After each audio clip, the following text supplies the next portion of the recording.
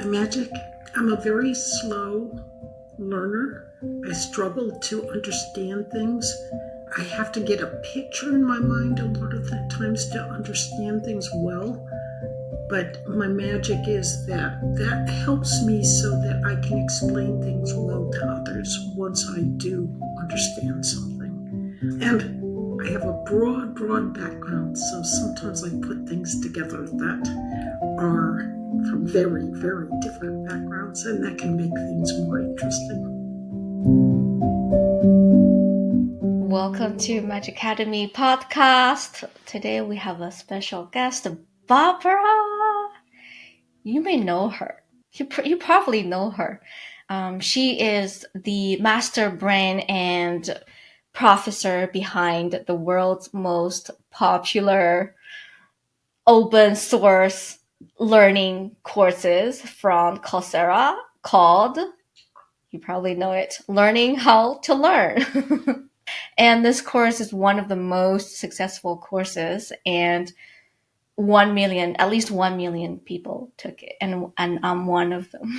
And I took it many times, and I just appreciate so much the wisdom Barbara brought to us, and she's able to explain everything in such a simple, dynamic, and engaging way that just makes learning not as a chore, but as activity and like an addictive activity and for your brain and your heart. Oh, yes.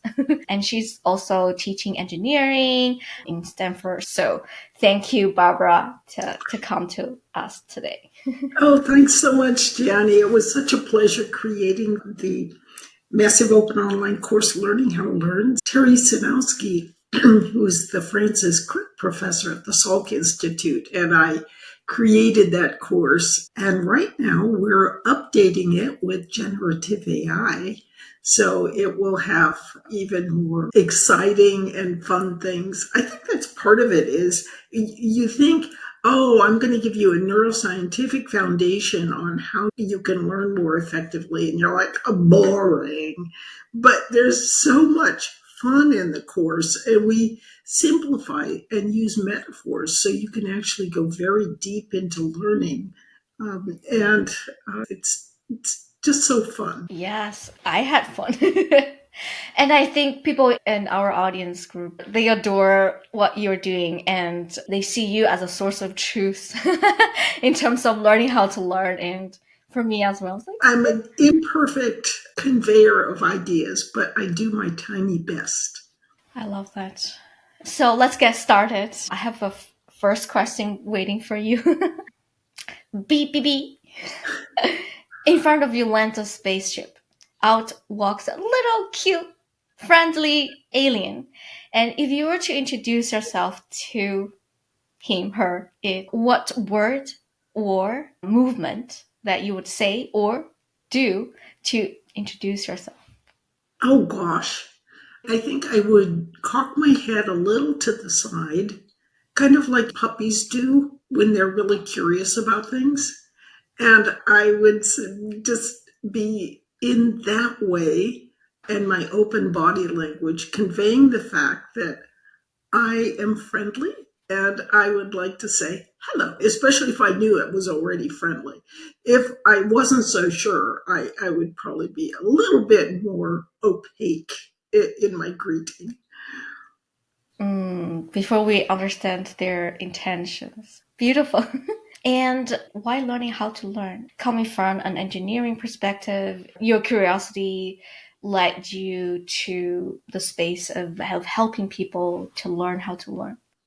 So right out of high school, I enlisted in the Army and went to the Defense Language Institute and picked a language at random. I picked Russian as being far away from English, but not so far like Chinese that I could study my entire lifetime and still be just a novice with it. And I learned a language, and I learned how to learn a language because it was at the Defense Language Institute, which is one of the preeminent institutions of language learning. And the thing is, when you're learning a language, there is always whether or not you can speak that language. because you're interacting with people who are speaking that language and they either understand you or they do not. What happened was when I was getting out of the military, when I was 26 years old, then I decided to try and see if I could start learning in math and science, which I never thought I could do before. And I went to the university. I started at the lowest possible level of math, which is remedial high school math. But what I did that I hadn't done in high school or before was I applied some of these same learning techniques that I had used to learn a language to learning in math and science. And the thing is, for teachers of STEM topics, like science, technology, engineering, and math, it's not like a language where you are testing out what you're teaching and seeing whether your students are actually being successful. You can teach what you're teaching in your class about geometry or whatever, but all you can do is just, if you don't have a background working professionally in a science or engineering field, all you know is whether you've taught something that is in the textbook for high school students, for example. The problem is that there was no closure in secondary schools and even primary schools. There's not an interaction with actual practitioners of that field in the same sense that a Spanish teacher would have an interaction with a Spanish speaker to see whether what they taught was actually viable and working and so forth. So there's this disconnect between what is taught in conventional primary and secondary schools and what people actually need to know and how people actually really learn. Because a lot of times teachers are taught in a way that is similar to how people were taught 40, 50 years ago. And so they teach in this way, and they don't know anything about neuroscience. They don't really understand how the brain works. And even, in fact, many psychologists who inform educators are also not cognizant of what's going on in neuroscience. Sorry, this is too long of an answer, but for odd reasons, I became aware of what was going on in neuroscience research and in how people really think about things. And I realized that there was a disconnect between what educators were doing and how people really learn. And that's why Terry and I created that course. Long-winded answer, sorry. Oh, I really appreciate that. It's hard to not only have experiences, but also teach in a relevant context. And the connection itself is very challenging. So following on that thought, let's dive deeper onto the role of like curiosity and wonder, and most recently with the technology, artificial intelligence. We're curious, what is the foundational neurological process behind curiosity? When we are curious, what is really happening here? That is such a great question. And research on artificial intelligence and especially generative AI is really beginning to help clarify what happens when we're curious. Because, for example, how do you program a computer to be curious about something? There's a way to do that. I have to remark on a great book called The Alignment Problem by Brian Christian. And this book has excellent explanations of how curiosity is manifested in computer systems. And ultimately, when they really begin thinking about what is curiosity, it's the desire to see things that you have not seen before. It all relates to that. And so what they did was they went to there was a library of old video games. And they were trying to create programs that would solve those video games, that would allow you to successfully go through some of these video games. And they created programs where if you got a reward, which we often think of as learning is a reward affiliated activity. We're learning for a reward of some sort, even if it's only to feel good about something. And they found that they could solve most games, that these bots they created could win most games, except there were a few games that bot could not even get off the ground. And then they realized that to solve these games, you needed to have, or that bot needed to have curiosity. It's rather complex, but I'll fuzzily attempt to simplify it here. But in essence, if what on the screen is something you've already seen before, the computer has already seen that visual scene, they program it so that what the computer really wants is to see something it hasn't seen before, more novelty. And as it turns out, programming for novelty to get the computer equivalent of little dopamine drops of happiness, if you see something that looks newer, that's what helps you get these dopamine reward hits. And so they programmed this. And as it turns out, this is very akin to human curiosity, just that drive to be looking for new scenes, exploring things you haven't seen before. Of course, there were problems in the programming because let's say you have a screen that's filled with static white and that it's blinking on and off with stuff. The bot would just get fascinated with it and it would stick on this static screen. So they had to do a little bit of overcoming of that kind of thing. But curiosity, human curiosity, is a intriguing phenomenon, but it is beginning to be replicated now, or it is more than beginning. It's being replicated in intriguing ways that help us understand curiosity even better by what is happening with research in AI and generative AI. That's beautiful. And the moment when you're saying that the bot was staring at the white screen and get fascinated, that resonates. Like in the art space, people call it the white space is the birthing place for all possibilities. And it's interesting the machine is picking that up too. Is there a difference between different kind of curiosity? Say, for example, when we were a little kid and we get curious, we get wondrous, it's like our nature of exploring this world. And versus as we become adults and sometimes we also have that wondrous and curious experiences. Are these the same or are these different? Children definitely have some different ways of processing things, but this is just my opinion. In some sense, I think that childlike sense of curiosity is similar between some grown-ups and some kids. Research is showing that there are indeed different types of curiosity, and they seem to manifest differently in the brain.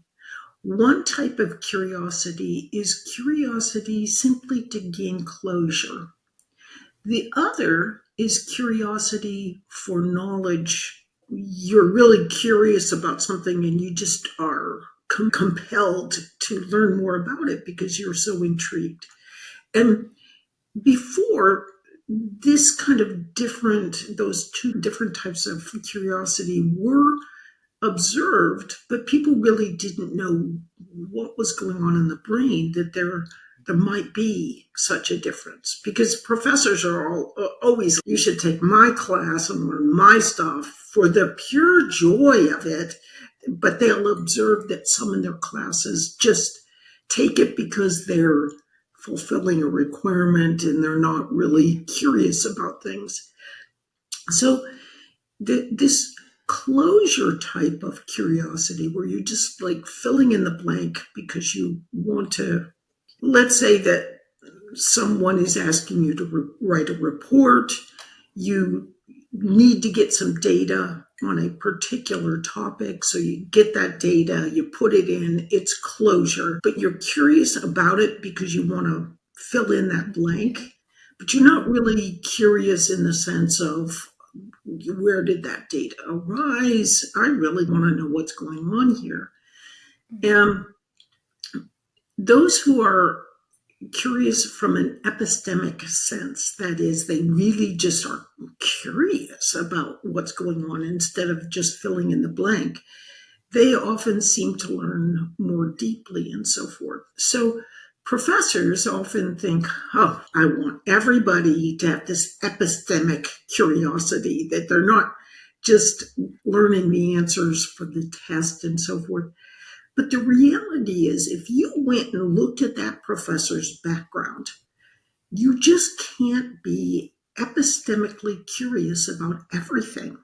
A virtual certainty that there would have been some courses that professor took that they weren't really caring about. They were just filling in the blanks.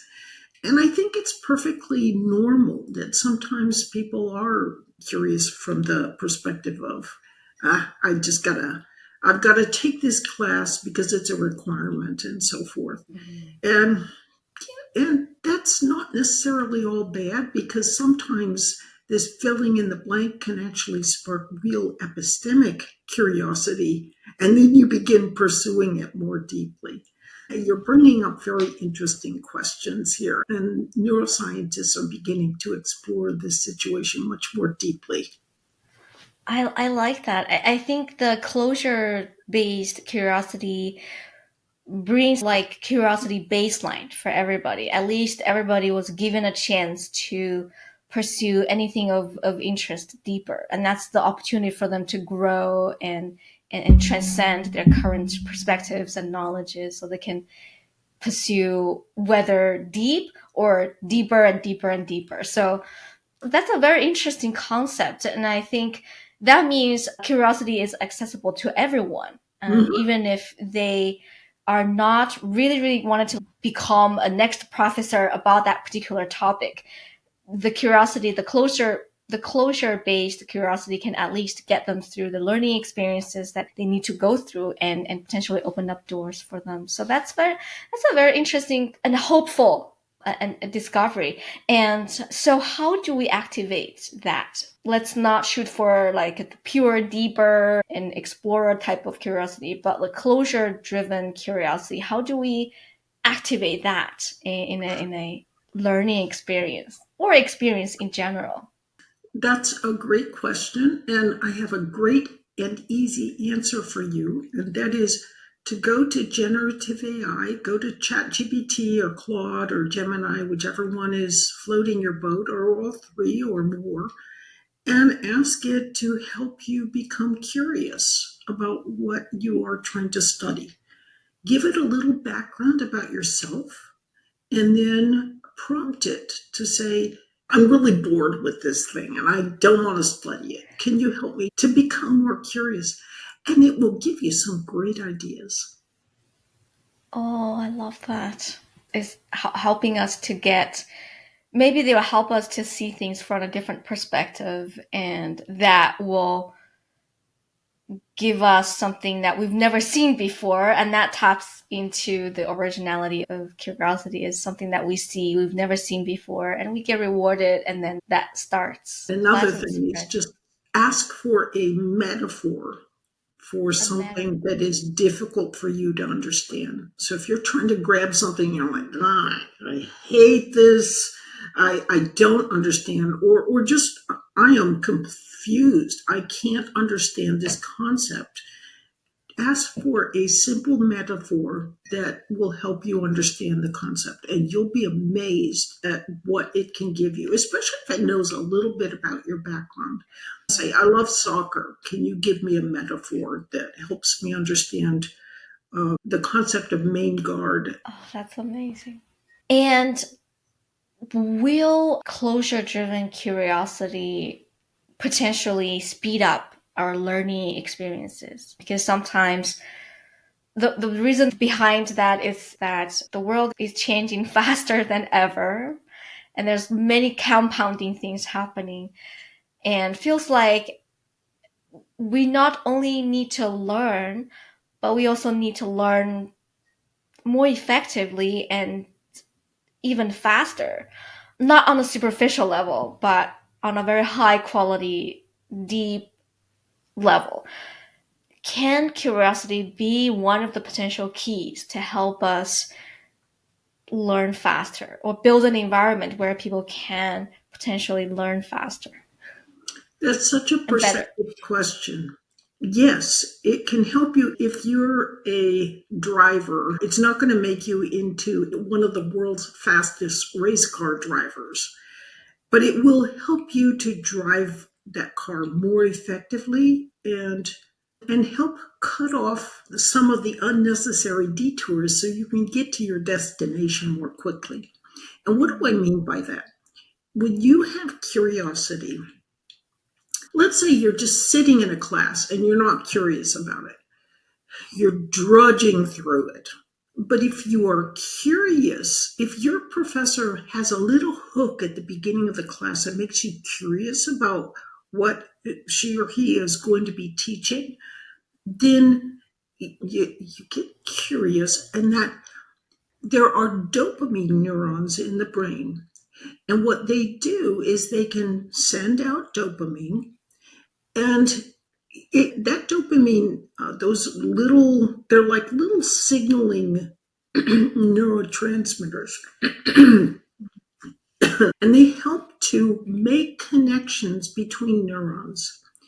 So when you're curious about something, you get these neurotransmitters that are sprinkling around. They're like potentiated.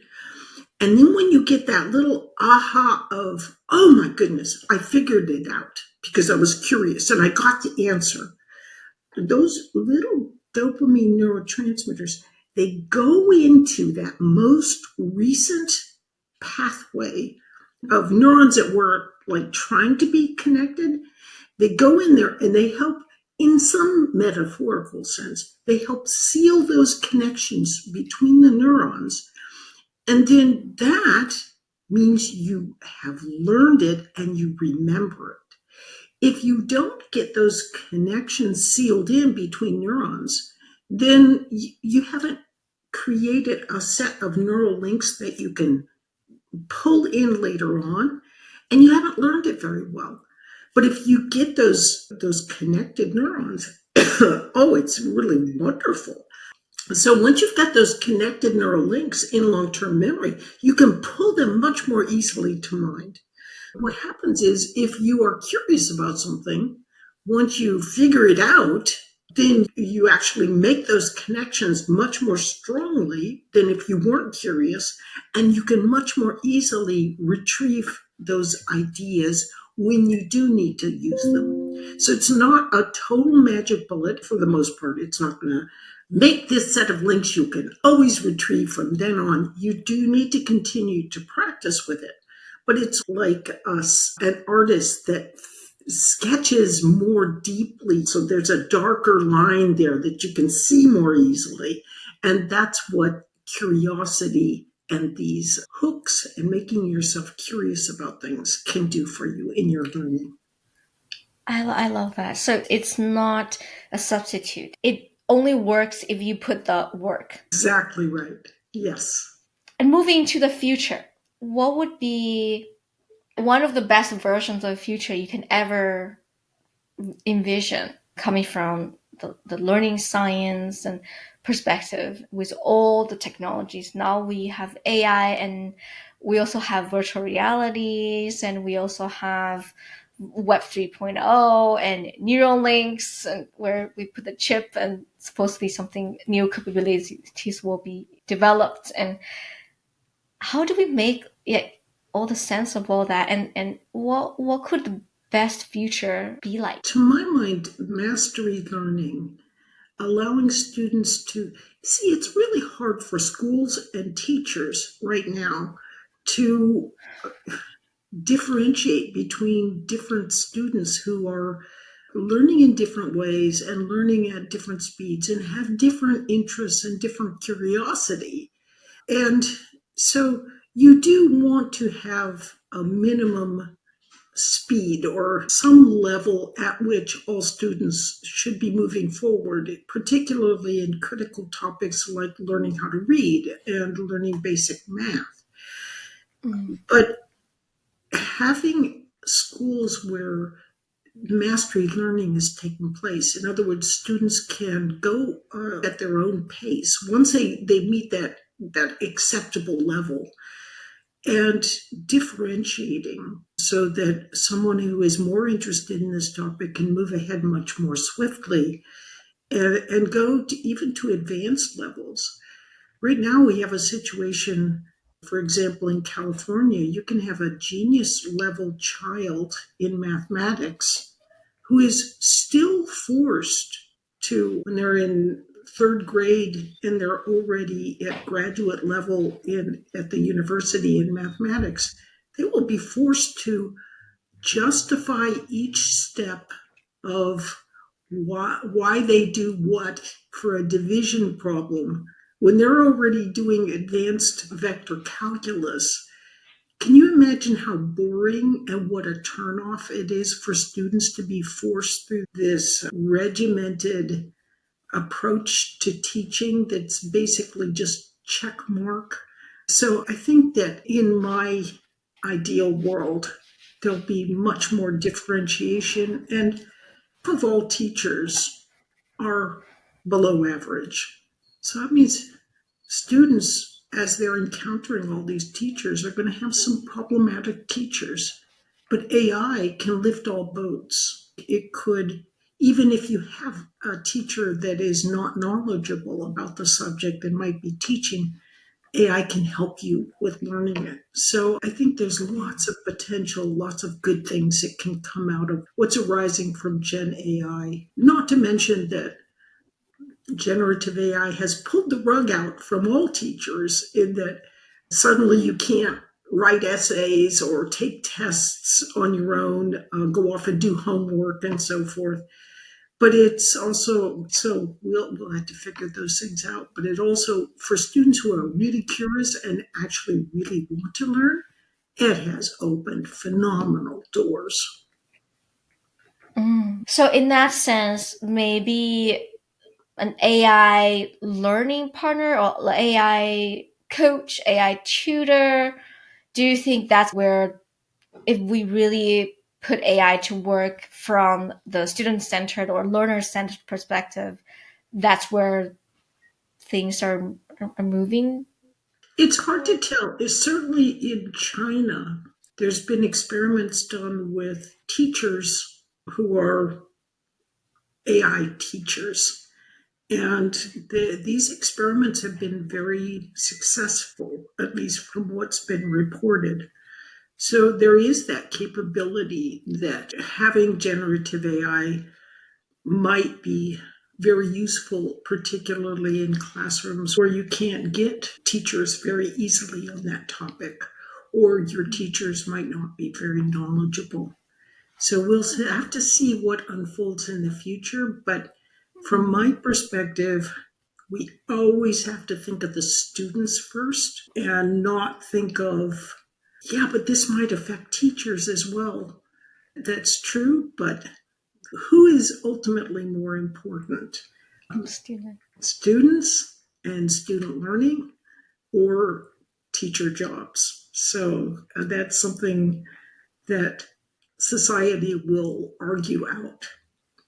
And are there any things we need to be mindful? Some common hesitations moving toward AI is like hallucination and lack of diversity. In terms of moving forward, what do you think are something that we need to be mindful and guardrail it? Oh, okay. So you had mentioned that one thing that we have to keep in mind is that There is so much care being taken for guardrails in generative AI, and it's a good thing, except that sometimes the people creating the guardrails are unaware of their own biases. And actually, generative AI is often deeply biased as a consequence of the bias of the creators.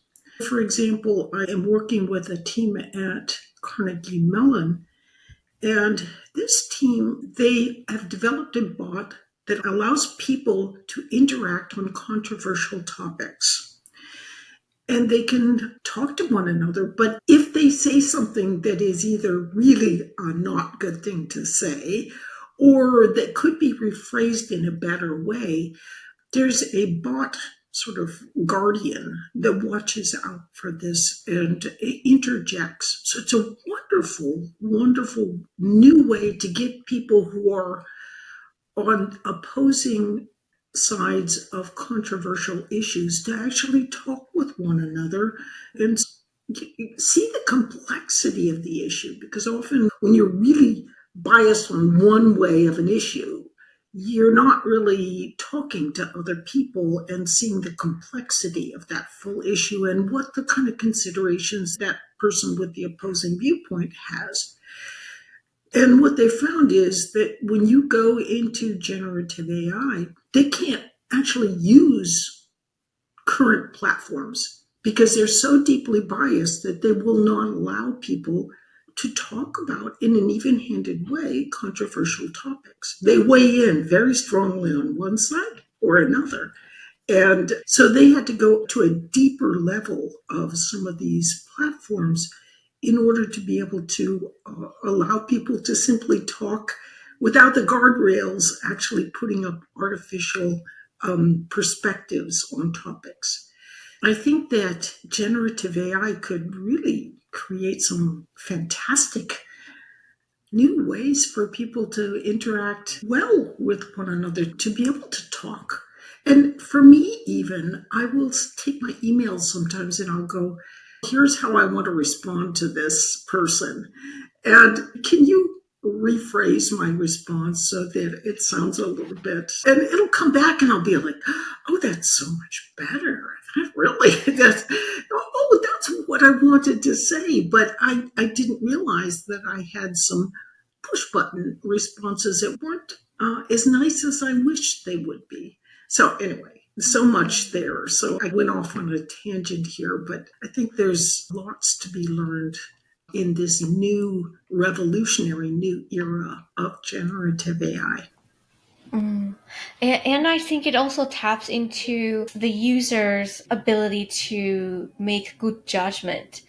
When you're using artificial intelligence, you can really maximize what the tool can give you. And for folks who are still yet learning about it, it may be challenging for them to be more objective and evaluative when they're using the tool. And that's why it's still so incredibly important to actually learn things yourself. Because you can't, the deepest level of critical thinking that people often take for granted is just that something about the topic or the whole field and different perspectives. Because as I mentioned, generative AI platforms can be deeply biased. They can, as you mentioned, hallucinate. In the brain, there are like two different pathways of learning. One is declarative through the hippocampus, the other is procedural through the basal ganglia. That's that experiential learning pathway when you do things. Oh, even solving lots of problems and so forth. AI, generative AI, is like that procedural pathway. The other pathway of our thinking, though, that we're conscious of is that declarative pathway. And generative AI doesn't have the equivalent of that. Generative AI is like a human that has had its prefrontal cortex knocked out. And so it will confabulate things just like humans do who have their prefrontal cortex deeply affected by a stroke or by brain damage of some sort. So what that means is it can't consciously look at what's coming out and say, hey, does that make sense? That's something still that is left to us humans. We still have that prefrontal cortex. But so this is why it's so important for us to actually know about some things before we even start using generative AI, so that we don't just take oh yeah, ChatGPT came up with this answer, and so it's 100% correct. And we know that. But when you were talking about the AI assistant or the AI teacher, you want to keep in mind that it's the AI assistant and teacher that's super good, except for that small percentage of time when it is a little bit psychopathic or wacky. That hallucination that arises, the more we can just be prepared for that kind of thing. But sometimes there'll be things that just look like they've got to be correct, and you'll take it for granted, and they're not. So that's, again, why you have to be so aware and think critically about whatever you're getting when you're interacting with generative AI. That's beautiful.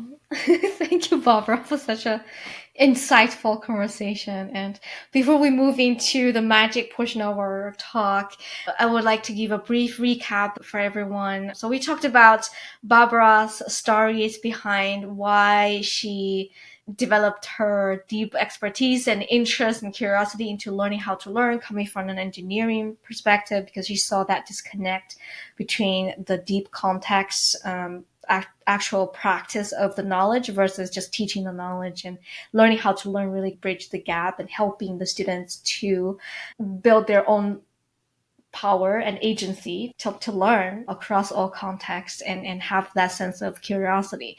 And we also talked about there's two types of curiosity. One is like results driven curiosity. One is a closure driven curiosity. One is like a deep kind of explorer type of curiosity. And that means curiosity can really be accessible to everyone. If we want to accomplish a goal, we can activate that sense of outcome driven curiosity to help us learn. And we also learn about the neurological benefits of curiosities and how when we see something different, our brain gives us motivation and dopamines and other chemicals that helps us to bridge the new neuron pathways in a much stronger way, paired with hard practice, repeated practice, and all the hard work that we do when we learn new things. And then we also talked about in the future, the possibilities of artificial intelligence to be a potential teaching partner, learning partner is definitely possible.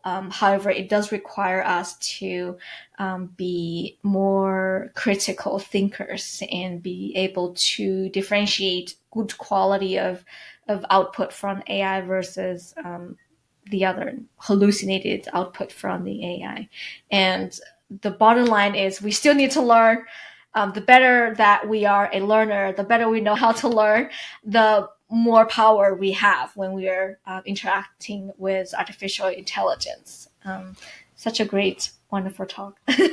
So, Barbara, moving to the magic portion of it, what did you enjoy creating so much that time disappeared for you when you were a kid? It's funny because I don't think I was creating, but a time of real magic for me was just being on horseback and riding out in the open and watching the sunlight glisten off of my horse's back. I still have such fond memories of riding out in open space on the plains of Texas and so forth. So maybe it has to do with that sense of, I haven't seen this before. I'm curious. A pleasantly new perspective. So what role do you think that sense of wonder or childlike wonder or curiosity play in your life? That's a good question. For me, learning languages and then learning how to learn in math and science, for decades I wondered, what is the commonality? Why could I take the skills I learned for language learning and use them effectively in learning in math and science? What was going going on in the brain that one very different field could help so much with another field. And so that it's like that was gnawing at me, that question, in such a way that I couldn't even formulate that question. I just was wondering about that. But I understand now that I was really just grappling with different aspects of how we learn, all towards being able to understand some of these relationships between learning in very different fields. It was stumbling across the work of preeminent neuroscientist Michael Ullman of George Washington University, who has done a lot of work in what he calls the declarative and procedural theory of how the brain learns. And his research is pointing towards very interesting phenomena, such as those with dyslexia, for example, seem to have problems with their procedural basal ganglia system. And that can vary. It's a very complex system. But it means that you have trouble with that very fine automatic sort of knowledge of what's a B when you see, or what is the sound of a B as opposed to the sound of a D. And if you can't hear the difference between those two, you can't read the difference between a B. You can't see a B and a D. You can reverse them, and they thought it was a visual thing, but they think now it's more of an auditory thing. But that could relate, it's like problems with that basal ganglia procedural system. And some forms of autism seem to relate to problems with the declarative hippocampal system. So you can also use those two different pathways to help you get a little bit better sense of the neurodiversity of even neurotypical individuals. So we like people to be able to learn using both pathways. And it can help for some people to bring a little extra practice on one pathway versus another. But some people really have trouble with a certain pathway. It's like an individual who their eyes aren't working, they're blind. You don't put a bunch of things in front of them and say, here, practice seeing anyway. You find other ways to teach. And in that sense, you can find other ways to teach individuals who, for example, have dyslexia. If that impacts your procedural way of learning, often what it can do is enhance your declarative way of learning. So this is why those with dyslexia, or contrarily with autism, they do struggle with some things that a neurotypical person wouldn't struggle with, but they can be really, really good at certain things. And this can be affiliated. When one system isn't working very well, you tend to practice more with the other system. It's just like an athlete who has challenges with one leg, so their other leg gets stronger as a consequence. And I think it was Bill Wallace. I think he was called like Super Kick or something. He had a damaged knee. So his Superfoot. So his other foot, he got really good with it because he had to use that other foot more. Sometimes having challenges with one system can actually just be really helpful for the other.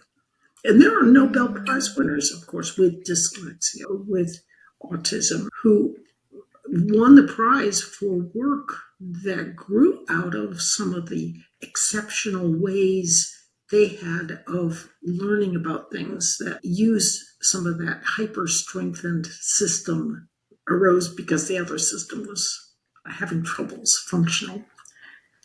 I love that. It's like a cultivated superpower. What do you think is your magic, Barbara? My magic? I'm a very slow learner. I struggle to understand things. I have to get a picture in my mind a lot of the times to understand things well.